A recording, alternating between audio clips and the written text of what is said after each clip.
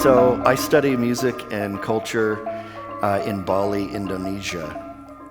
And in Balinese Hinduism, the line separating art and ritual is a very blurry line. And that's a big part of why I'm drawn to it. I was visiting an alum of ours, and he took me to this special ceremonial performance called Chalanorang. And this battle between Barong and Rangda, the embodiments of good and evil, creation and destruction, play out literally at the tip of the sword as it's pressing into the skin right over the men's hearts. This is one of the most powerful and even overpowering spiritual experiences in Balinese Hinduism. I think we all know that it can be really hard to put artistry above ego. But in gamelan, we have to leave our egos at the door.